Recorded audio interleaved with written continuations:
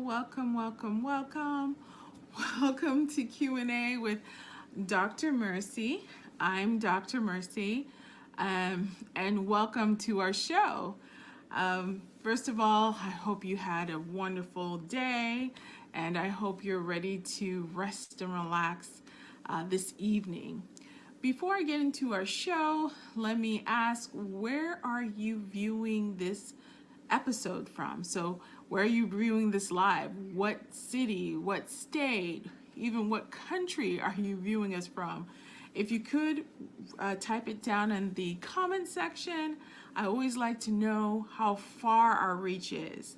So again, I thank you for joining us in another weekly live session. So this is Q&A with Dr. Mercy, and I am Dr. Mercy.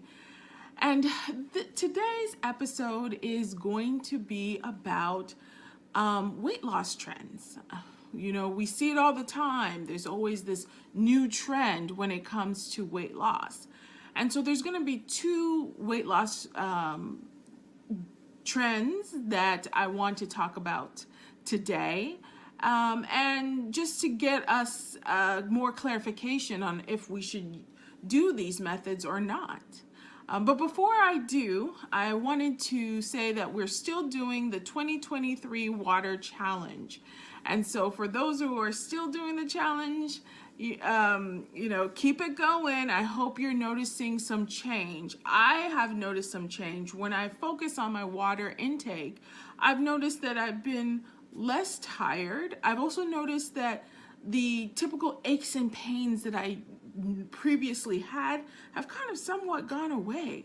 And I've noticed a change in my weight. So having an increased water intake seems to decrease the amount of food that I eat on a consistent basis. And so I'm actually pleasantly surprised. Headaches that I occasionally get, I haven't been getting. So that's been very good. And for those of you who didn't start with the water challenge, that's no problem. You can always do your own version of a water challenge, maybe for a week, maybe for a month, maybe for 6 months, or even a year. Just try to set a standard water intake amount that you feel you should drink on a daily basis and stick by it. Again, each person is different. Depending on your medical condition, you may require more or less water. I know for those who have conditions such as heart failure or conditions such as kidney disease, their doctors will likely have them cut down on water intake. But if you are, for the most part, healthy individual, and for the most part, the average water intake that someone should have as a female should be average about 2 liters, while as a male, it should be 3 liters. Again, some may require more and some may require less. It really depends on your body condition, and it depends on your body. So ways that you can know whether or not you're taking in enough water is if when you, for example, go to the bathroom to urinate, if you notice that your water, or actually your pee or urine, is crystal clear like water, you may be taking too much water. Remember, keep in mind that it's not just the water that we ingest that is where we get our water source, but we're also getting it from foods that we consume. Foods such as that are high in water intake is like watermelons or melons, lettuce, is another example. So as we're consuming healthy, whole food, fruits and vegetables, we're also consuming enough water for our daily intake, okay? But if you notice, like I said, when you urinate that it's crystal clear, you may be on the side of too much water. Whereas if you notice that your urine is super dark yellow, then you're definitely not drinking enough water. If you notice that you're constipated or bloated, water intake may be part of the reason that you have those issues. Another reason could be because you're not getting adequate fiber. If you're noticing you're having constant headaches, that's another example where you may have to increase your water intake. So even if you're not a part of the challenge, just taking some time out, like I said, to really focus on your water intake may be a great step for not only your health, for if you're considering weight loss, if you're just considering to change some of the chronic aches and pains, headaches, medical conditions that you have, you want to see whether or not it's just relieved by you just drinking more water. This is the time to do it. We're in the beginning of the year, and so, new year, new healthy you, right? So let's just get that going, and your body will thank you later. So like I said, I wanted to talk about what are some of the fad, weight loss trends that have been kind of popping on social media, on news outlets. The first one, it's been there for a while. People talk about it on occasion now, but the whole idea of intermittent fasting. So intermittent fasting is when someone, like you eat for between a certain hour during the day, and then after that hours you fast. So if you're saying you want to do an 8 to 16 intermittent fasting diet, what you're saying is you, within the first 8 hours of the day, you will eat your meal, but after the 8th hour, you won't eat anything and you'll just fast, okay? They have different combinations. Some people just say, okay, within the first 6 hours of the day, I will eat all my meals, and then after the 6th hour of the day, I'll just fast. They have various combinations. And some people have found that, personally to them, that it makes a difference. Well, recent studies have shown that with intermittent dieting, that overall it has not made a huge difference when it comes to weight loss. Meaning that when they put a group of people on the intermittent fasting diet versus those who are not on the intermittent fasting diet, and they compared the two groups, at the end of the study, they saw there was no really much difference in the amount of weight loss as a group. So they're saying that while intermittent fasting may help certain individuals, it is not enough to say that this is a method that will help everyone. So it's important for you to know that, and to keep in mind that intermittent fasting can be a short-term solution, but not a long-term solution to weight loss.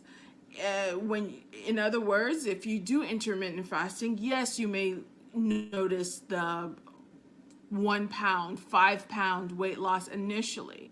But from the long-term perspective, if you're looking to do 50 pounds, if you're looking to do even 20 pounds of weight loss, it may not be that avenue that will help you. So that is a recent study that they found, and something to take a look at and be mindful of when you're thinking of weight loss. Another trend that I wanted to talk about as well is the trend that people are saying that the celebrities are doing. And this trend is an injection of a diabetic medication.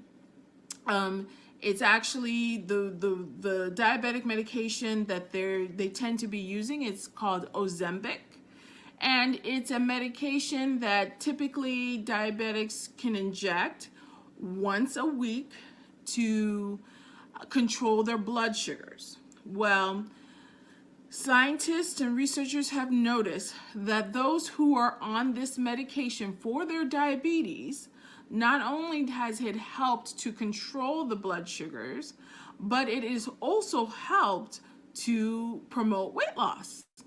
So when it was apparent that there was significant weight loss from those who were taking it, it sort of became this trend for weight loss, and it moved over to not just being a diabetes medication, but now being a weight loss medication. And you have celebrities such as Chelsea Handler, not Kyle, I believe her sister, Kim Richards or something like that. It's these celebrities talking about having to have used Ozempic and noticing some weight loss, or at least having used it. So what is Ozempic? Ozempic is a medication that's in the class that's called GLP agonist. Now you're like, what is GLP agonist? Well, GLP agonist is called glycogen-like peptide agonist. So you're like, what is that?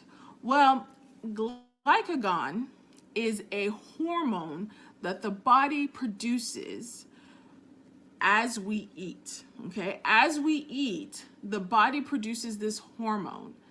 And this hormone, what it does, it helps to slow down the stomach and the digestion of food as we eat, so that the brain knows when we're full. So when the stomach starts getting full and full and full, rather than us still having that hunger sensation, the body releases this glycogen to tell the brain, hey, we're getting full here, so I'm going to need you to not be eating so much, because I think we're at that point where we have enough that we've ingested.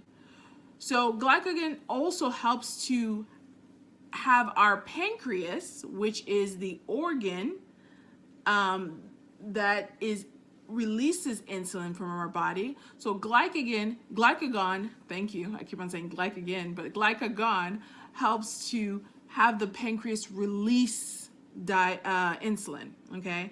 And with diabetes, there's some people who it's not that they don't make insulin, it's just they don't make enough. And so when you have these medications such as this GLP agonist, it can help push the pancreas to make more insulin, okay? And in the case for the diabetics, when you make this insulin and it's released into the system, what happens is any sugar that is consumed through our food, when insulin is released, okay, that sugar is now able to go into the cell. Now, just in case you didn't understand that, let me repeat that again. The food that we ingest, okay, let's say I ingest a cake. Of course, in cake there's sugar, right? Okay, ultimately, what happens is as we ingest that cake, it goes into the stomach and it gets broken down into the individual sugar that makes it up. So when you eat cake, it's really a clump of sugar that comes together and makes that form of cake. Not only sugar, there's other things as well, but if we're looking at sugar, there's a clump of sugar that comes together that makes that cake. So when we ingest it into the stomach, it breaks down to its individual sugar parts, okay? But that sugar needs to eventually go into our cells so that the cells can use it to make energy, so that we can move, we can talk, things of that nature. Well, it's the insulin that allows that sugar that we ate to go into our cells. So when we are diabetics, what happens is when our pancreas does not make enough insulin, okay, there's not, the sugar cannot go into our cells. And it just ends up causing damage in our organs because it's not able to go inside the cell. And that's what happens with diabetes. So with this GLP agonist, this Ozempic medication, it helps bring the insulin into the cells, and these cells can now use it for energy, okay?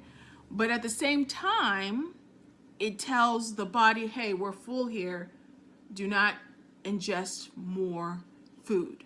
And it's that we're full here that promotes the weight loss. Even if the body is not full, when you release that glycagon into the system, it tells the brain we're full, do not ingest. So you see people going out who are not diabetics and getting this injection and injecting it once a week. And what they say is when they are on this medication, they notice that they get full very easily, and their body doesn't feel like they even want to eat. In fact, they have to force themselves to want to eat because this medication causes the body to not want to eat, tells the brain we're full here. So a lot of people are, it's almost like, how should we say, it's almost like a medication that causes you to somewhat starve, because if you're not eating, you're starving. So that's kind of how the weight loss occurs. So if you're not consuming, right, food, the body's now going to say, okay, well, we need energy. So we're going to use, if you're not going to give us energy through food, we're going to use what we have in our body to make energy. And the first thing it goes to is our fat cells. Our fat cells are really just stored energy in the form of fat. The body's able to digest it and use it to now give to the cells to make energy. So if we're not giving the body enough food, it will now use the fat cells to make energy, and that's how they lose the weight. So people have seen significant weight loss on it. Some people have commented anywhere from 2 to 5 pounds all the way to 50 pounds. It's been touted as the wonder drug. So, it's just something that, has been the trend lately. It's rather expensive. I believe it's in the upwards of about $1,300 to $1,500 a month to get those injections. But it's been, like I said, considered a weight loss wonder drug. I just want to throw this out there that even though it is giving good results to people, any medication, there's always side effects. So if you are considering using this medication, just know what are the side effects. The most common side effects that I've heard of is feeling nauseous, vomiting, being constipated, having upset stomach. That's very common. And then, lately they've been talking about the Ozempic face. They're like, well, what is Ozempic face? They've noticed that people who have been on the medication have had very crinkly, saggy face because, like I said, if you're on that medication and it causes you not to want to eat as much, your body's going to use your fat cells to make energy for itself. And that includes the fat cells on your face. So their face have been thinner, been more crinkly, they look more older, that sort of thing. And so there's caution involved in using a medication like that. Also, when I looked at the drug profile and I looked at the side effects, it's not only those two that they mention, but they mentioned that because you're injecting this medication and it's causing the pancreas to work hard, sometimes that can cause the pancreas to be inflamed and be agitated and angry, and cause a condition called pancreatitis. Now, for those who haven't had pancreatitis, pancreatitis is the inflammation of the pancreas. It's when the pancreas gets red, irritated because of either overuse of it or because of injury. Those are the most common reasons why it gets inflamed. So when you experience pancreatitis, you tend to have pain in your stomach, in the upper parts of your stomach. You tend to have nausea, you tend to have vomiting, and you definitely don't want to eat. And so having this medication kind of overwork the pancreas after some use of it can cause that condition to happen. So it's very important to be very cautious with that medication. Also, it can cause gallstones. Again, and gallstones are stones in your gallbladder, and your gallbladder is under your liver. And if you have stones in your gallbladder, eventually that can cause inflammation of your gallbladder and your liver, also causing pain. So they want you to be very careful when it comes to that. So what's my take on this? Yes, this medication can be very helpful for your weight loss. But as I always say with everything, it's definitely something that each person needs to talk to their doctor about. Overall, honestly, when it comes to weight loss, the tried and true thing is just proper diet and exercise. So diet, reducing the amount of processed food you eat, reducing the amount of sugars, the amount of fats you eat, and increasing the amount of fruits and vegetables you eat. And then on top of that, doing a minimum of 150 minutes per week of moderately intense exercise. With a combination of those two, you should be able to start reducing the amount of weight that you have. What people don't realize is why there's such an obesity epidemic is because we have not been able to consume the daily amount of fruits and vegetables that we should be consuming, but rather we're consuming way too much processed food. We're consuming way too much food with high sugar, high fat content, and we are not consuming enough fruits and vegetables. And honestly, some of the fruits and vegetables actually contain ingredients and components that allow you to not eat so much. So first of all, if you drink enough water, in and of itself, water can help you in not consuming so much not consuming so much food when you eat it. So if you're like, okay, before I eat my dinner, let me drink a glass of water. That in and of itself will help stop you from overeating, okay? But even with your food that you eat, if you take more fruits, if you take more vegetables, that will also help reduce the amount of food that you eat. You can eat a lot more fruits and vegetables and not gain as much weight if you eat the same amount of weight of fattening food or sugary food. Let me say that again. A cup of fruits or vegetables, when it comes to weight gain, is not equal to a cup of fats and sugars. And so eating fruit, you can eat a lot more fruits and vegetables and not gain as much if you ate a lot of sugars and fats.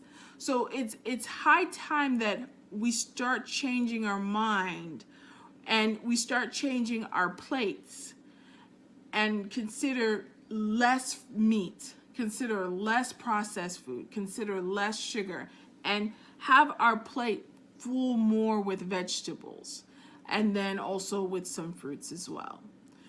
So if you do that and you make that a lifestyle change rather than a fad diet, then you will see the weight loss that you can achieve and have it stay longer lasting. Because with the Ozempic, once you stop those injections, people have noticed that they've regained they've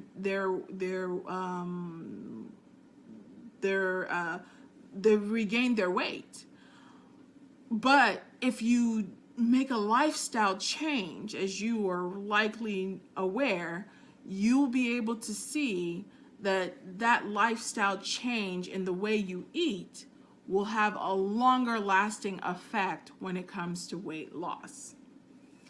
So, in conclusion, the Ozempic injections, even the intermittent fasting, can help those in a short-term basis.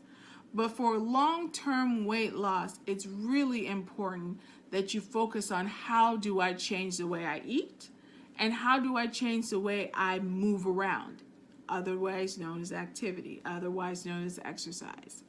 If you do a lifestyle change with the way you eat and the way you move around, that has a longer lasting impact when it comes to weight loss than the fad diets, the injections, the intermittent fasting, those type of things. So, all right, well, that's all the time we have. Thank you again for joining us. And for those who are on the 2023 Water Challenge, keep it up. And so until next time, have a wonderful day. Bye.